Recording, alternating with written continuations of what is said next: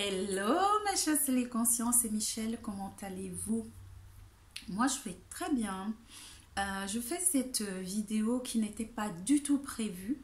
C'est suite à une conversation que j'ai eue avec une amie qui me dit, j'ai pris de ses nouvelles et elle me dit qu'elle n'est pas bien.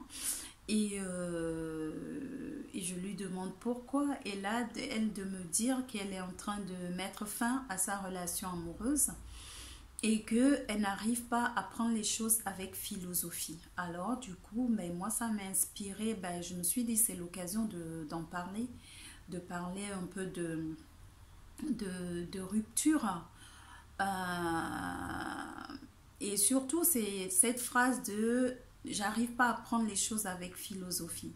Sans déconner, est-ce que dans ces moments-là, quand on est en train de rompre, sachant que la rupture, c'est jamais, enfin, c'est jamais quelque chose qui est, c'est pas les moments les plus agréables. Et s'il y a une chose, l'une des choses qui peuvent faire super mal dans la vie de l'être humain, c'est bien une rupture amoureuse, quoi. Donc, on a beau faire je sais pas, connaissance de soi, développement personnel, spiritualité et que sais-je, une rupture, ça fait mal. Point barre. Ça fait mal et ça peut même faire très, très, très, très mal. Ça dépend. Ça peut même faire plus mal qu'on ne le croit. Donc, moi, ce que je lui ai dit, c'est, je lui ai dit, écoute, laisse-toi traverser par les émotions qui sont là. Accueille. Je pense que c'est la meilleure chose à faire. Parce que la tête, qu'on peut aller dans sa tête et faire, oui, toute une philosophie autour de cela. Surtout, ça dépend, je ne sais pas dans quelles conditions elle est en train de mettre fin à sa relation. Quand on est quitté, quand c'est nous qui quittons, c'est pas forcément on ne gère pas de la même façon. Parfois, on a déjà quitté la relation avant même de l'annoncer à l'autre personne.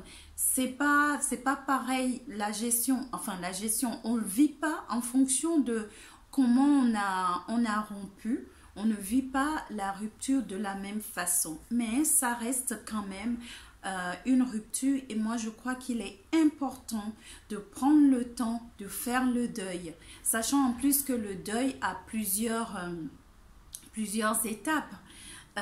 Encore une fois, ça dépend de si c'est nous qui sommes quittés ou si c'est nous qui avons pris la décision ou même ou si c'est quelque chose qui nous tombe dessus.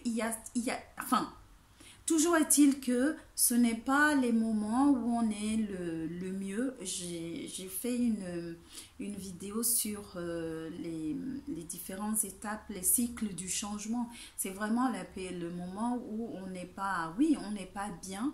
Et c'est important de se donner le droit de vivre vraiment à fond les émotions qui sont là en ce moment-là, du déni, de la tristesse, de la colère, enfin la colère avant en général et ensuite la tristesse. Enfin, tout ce par quoi on peut passer, quoi. C'est super important de se donner le droit de vivre pleinement, mais vraiment à fond, de couler les larmes. C'est important de couler les larmes quand elles sont là, parce que, enfin, moi, je vois les larmes comme du nettoyant en même temps. Donc, le fait de couler, d'exprimer sa douleur par écrit, par les larmes, je sais pas, c'est chacun de trouver sa façon d'accueillir, je dirais, ces émotions-là, mais c'est important de les accueillir. Parce qu'on peut aussi se retrouver à ne pas vivre vraiment les émotions qui sont là, soi-disant qu'on a telle philosophie et ou bien on veut banaliser ce qui est là, ou bien on ne prend pas la mesure de ce qui est en train de se jouer, ou bien on ne s'autorise pas tout simplement à aller vraiment que ce soit la colère, la tristesse, la frustration, je sais pas, peu importe l'émotion qui est là, on ne s'autorise pas parfois parce que oui, on a fait peut-être faire beaucoup de connaissances de soi, de développement personnel, même de spiritualité, et qu'on se dit que, eh ben non, un ressenti c'est un ressenti.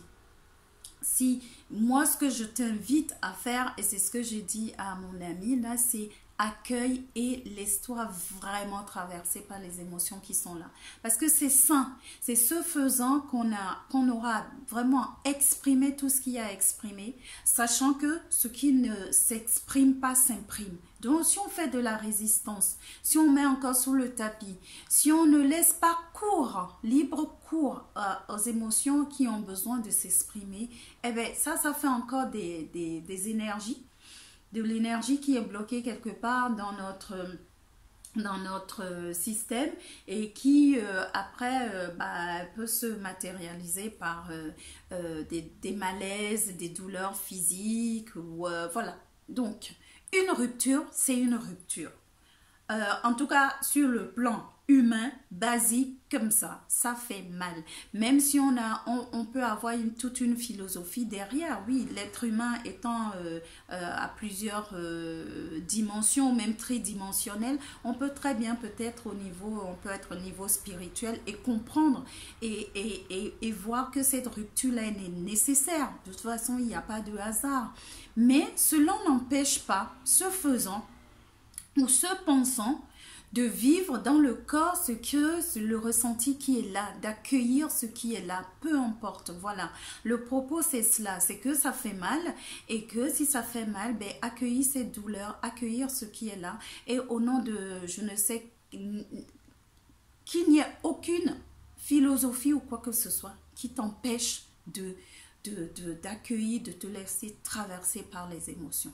Et à un moment donné, tu peux avoir besoin d'être accompagné, tu peux avoir besoin d'une oreille qui t'écoute. Ça aussi, ça fait du bien. Il y a des moments où on a besoin de se retrouver soi, on n'a même pas envie, on a envie de parler à personne. Et il y a des moments où on sent le besoin ou se pousser un peu et sortir, de ne pas ruminer non plus et rester complètement tout le temps enfermé sur soi. Et parfois on a besoin de se faire accompagner par un professionnel, par un coach, par une thérapeute, voilà. Parce que c'est sympa les amis en des moments comme ça. Mais les amis en général ne sont pas dans une, enfin, si on peut appeler ça neutralité. C'est beaucoup de transferts. Soit l'ami va te dire ce que tu veux entendre. Ça fait aussi du bien. Hein. Je ne dis pas que c'est important aussi. Ou bien parfois c'est carrément les transferts parce que ce que toi tu vis va faire écho chez ton ami ou la personne avec qui tu es en train de parler. Et puis bon. Sinon, et il y a aussi il y a des moments, c'est tellement dur qu'on a besoin de se faire accompagner. Et à ce propos d'ailleurs, si tu as besoin, sens-toi libre de prendre contact avec moi. Ça fait partie des services, des services que je propose, oui. T'accompagner dans ce moment qui peut être pas facile. T'accompagner dans le deuil, voilà. Donc j'en profite pour te le rappeler. Tu n'hésites pas, si tu le sens, si le cœur t'en dit, si l'idée te met en joie et que tu as besoin d'un accompagnement d'une personne qui est plutôt, on va dire, neutre, sens-toi libre. Prends contact avec moi et puis je verrai dans quelle mesure est-ce que c'est faisable. Voilà. En tout cas, j'espère que cette vidéo t'aura inspiré, ou même si c'est pas toi qui es concerné actuellement, si tu penses à des personnes à qui cela peut faire du bien, ben écoute, partage-leur. Et c'est l'occasion aussi de te demander, toi, où est-ce que tu en es par rapport au deuil? Est-ce que tu as vraiment fait ton deuil? Parce que tant qu'on n'a pas fait son deuil, repartir dans une autre relation, dans une relation amoureuse, c'est pas ce qui est tip top. Parce que si une relation se termine, c'est important de prendre le temps pour soi, de faire cette pause, de retourner vers soi et de faire un peu son bilan aussi. Ce sera l'occasion aussi de faire l'atelier CV amoureux. Je mettrai tous les liens dans les commentaires et de prendre ce temps pour soi, de faire le bilan, de voir où on en est, de voir là où on a envie d'aller. Voilà, il y a tellement de choses à faire dans cette période et en même temps ne rien faire. D'abord, c'est vraiment, pardon, donne un libre cours à ce qui est là. Déjà, accueille, commence à accueillir. Ça, c'est toi et toi. Laisse, j'ai envie de dire, ne résiste pas à ce qui se présente. Pleure toutes les larmes de ton corps. Voilà. Et après, bah, tu verras un peu plus clair et tu verras, sois à l'écoute de toi aussi.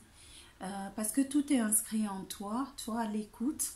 Et ben, encore une fois, je me répète, et si tu as besoin d'accompagnement, sens-toi libre de m'envoyer un mail. Voilà, cette fois-ci j'y vais, d'autant plus que c'était pas du tout prévu, mais voilà, moi ça me prend comme ça, et si tu me suis depuis un moment, tu vas voir comment un peu je fonctionne.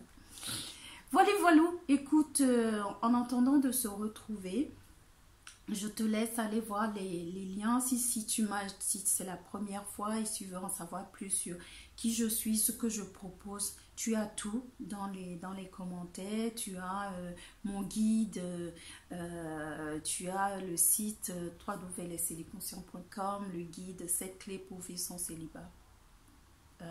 Faire de son célibat un passage conscient et joyeux vers une relation amoureuse. Voilà, il y a de quoi faire. Tu as toutes les autres vidéos.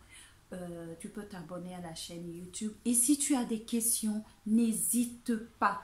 Pose-moi tes questions. Si tu as des sujets que tu veux que j'aborde, eh bien, tes suggestions sont les bienvenues. Allez, je t'embrasse et puis ben, si tu es en période de deuil, eh bien, écoute, je t'envoie plein de belles énergies. Je sais que ce n'est pas facile ces moments-là, mais tu vas les traverser. Allez, en attendant de se retrouver, vis pleinement et dans la joie. Et à très bientôt. Bye.